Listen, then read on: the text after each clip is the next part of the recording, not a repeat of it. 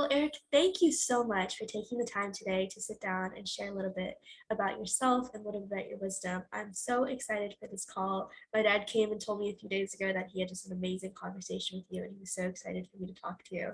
So, thank you so much for the time today. I really appreciate it. Oh, I really appreciate you having me.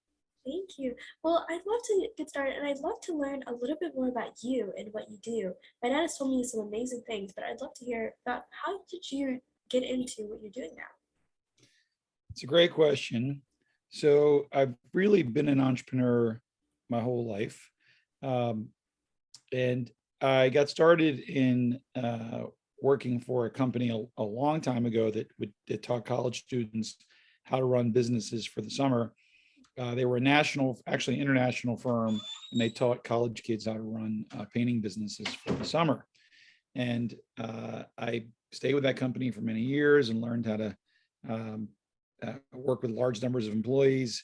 And I helped them grow their Maryland division of that business into a pretty large business. And then eventually I came up to New England and I started my own firm doing the same thing. So I started a company called Collegiate Entrepreneurs, uh, probably about 20 couple of years ago.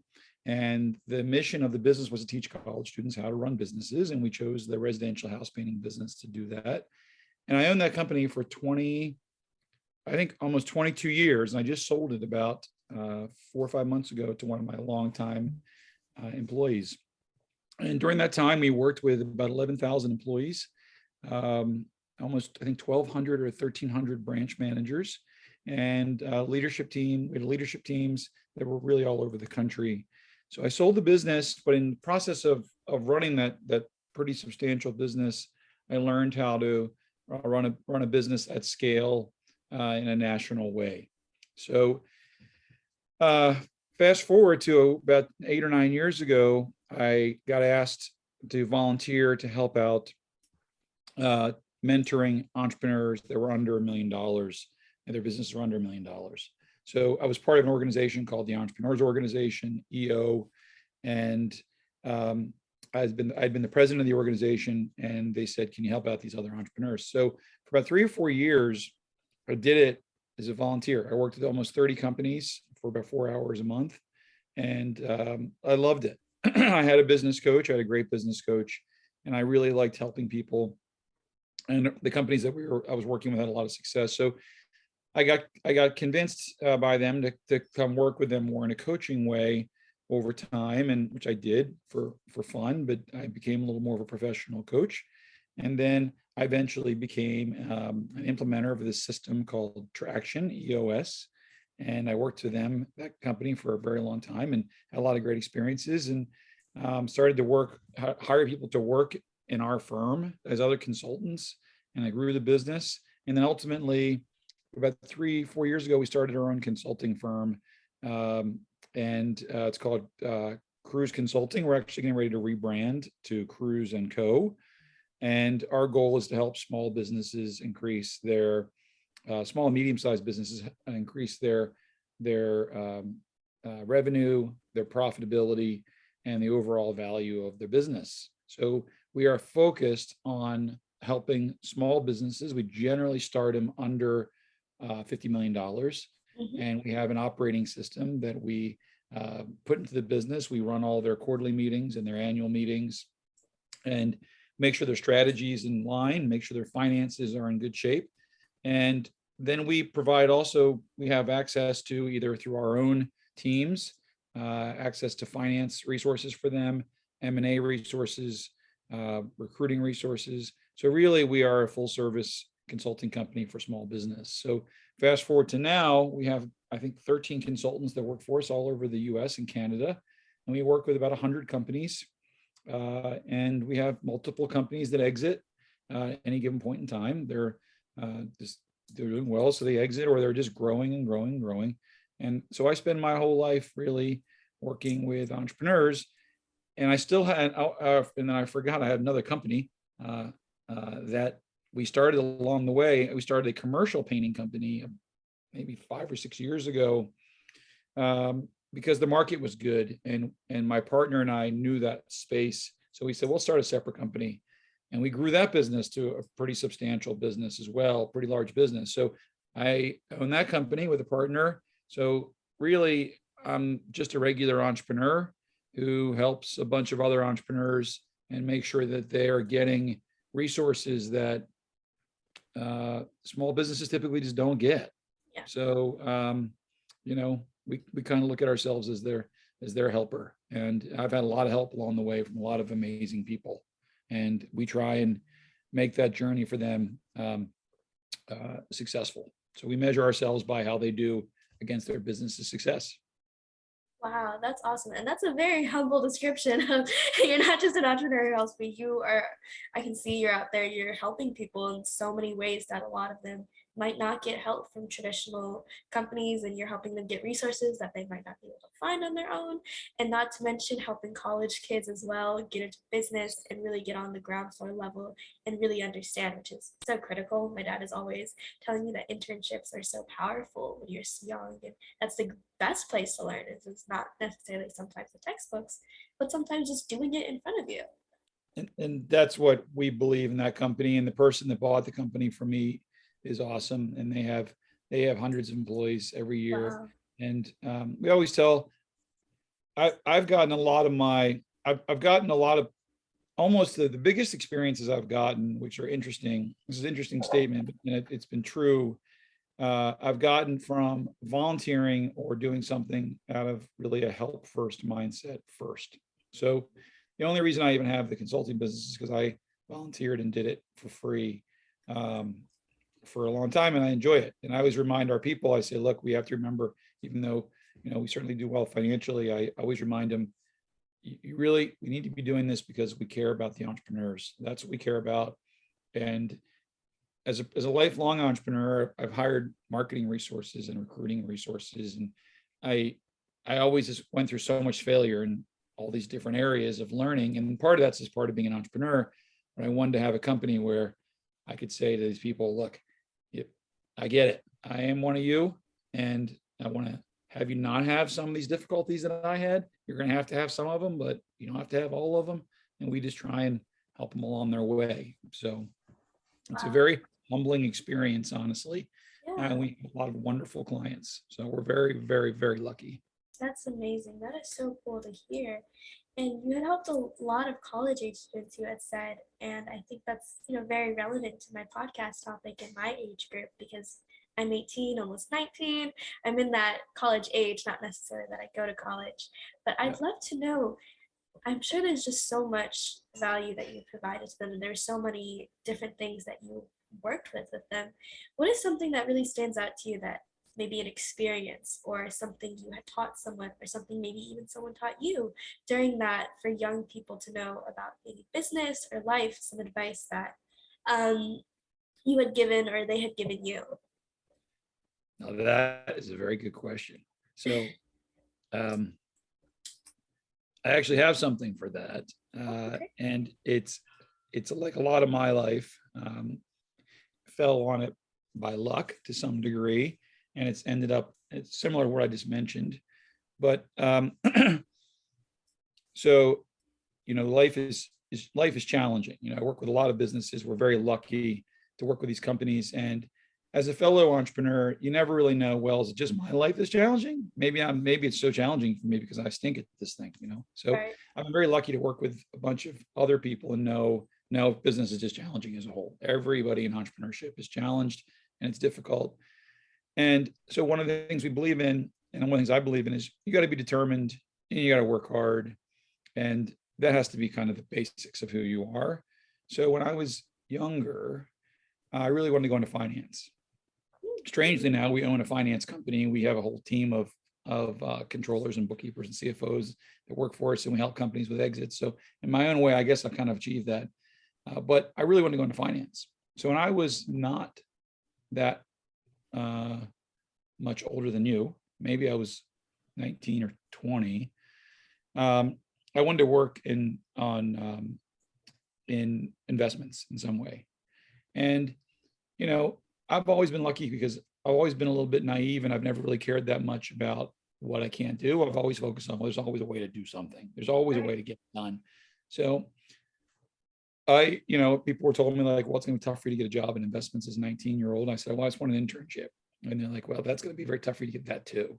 So I did something which is really interesting. I put on a suit. I lived in Baltimore at the time. I lived outside of Baltimore, and I went down to Baltimore, and I printed out. Now this is like I don't even know what I printed it on. Maybe I wrote it at this time. There was no Googling stuff. This is 30 years ago. I went to the phone book. I remember that, and I found the names of all the investment firms in Baltimore that I could work for. And I did my resume, got it all printed up, got myself dressed up, and I looked at this list and I walked around to every single one of those investment places, and every one of them said, what the heck are you doing here? You're crazy. Like, you have to go through like stuff to get a job here. And I said, yeah, I know, but I want to come meet you and see if I can get a position. I'm trying to work for you. I just want an internship. And like, we have programs for that. We'll get you some information. And I spent the entire day doing that. And the very last place I went was a place I would never, it was last on my list, was Fidelity Investments. Had a small little retail, almost like it looked like a store more than an investment firm. You could like see the traders in there, the people work in there. And I walked in there at like 4 o'clock. The market had just closed. And I said, and the guy manager was sitting right there on the desk. And I said, I'm looking for an internship. And he looks at me, he says, what are you doing here? I said, I'm looking for an internship. He said, this is Fidelity Investments. You have to go to like the internship department. And I was at the end of the day, and I said, okay, well, I'm not going to fail. So I said, he looked at me, he smiled, and he laughed, and he said, I'll try and get you some information. And I said, you got to have something for me to do here. And he said, well, you got to have to go through the right channels. And I said, I'll work for you for free. No internship credits required. No payment at all. Don't need any money. And he said, he looked at me, he laughed, and he said, you're on. So I worked with him in that office. His name was Keith Graham. And I worked with him and his team the entire summer, 2 days a week, basically filing and doing intern work. But because I worked for free, he, first of all, always paid special attention to making sure I learned stuff all day, because I think in a way he felt bad. He knew I wasn't going to get any internship credits. He knew I was getting nothing. And basically I was working for free. He couldn't pay me. So by the middle of summer, they started to invite me to their corporate cookouts because they were nice people and I was trying to work as hard as I could. I finished the season, and he said, look, I've talked to my people in New York, and we want to let you know that you can get a job anywhere you want next year in Fidelity as an intern, anywhere. And I said, really? He said, yep. We're amazed that you wanted to work for free and for no credit, and you worked really hard. And then I was a member of the Economic Society also at that time, and we took a trip to Manhattan to Wall Street down to see the stock exchange. And I called my Fidelity guys, and I said I didn't end up working at Fidelity. Interestingly, I ended up becoming an entrepreneur that following summer, but I could have, and I could have gone into finance. But he said, I called him and I said, I'm going to Wall Street. Maybe I'll stop in and see your Fidelity office while I'm there, just visit some new people in New York. So it's going to be in New York. And I was like 20 years old, maybe 21. And he said, let me call you back. So he called me back and he said, you going to the exchange? I said, yeah. So we go to the exchange and I meet this person and he says, you with Fidelity? I said, yeah. He says, you're Eric. I said, I am. He says, come on down.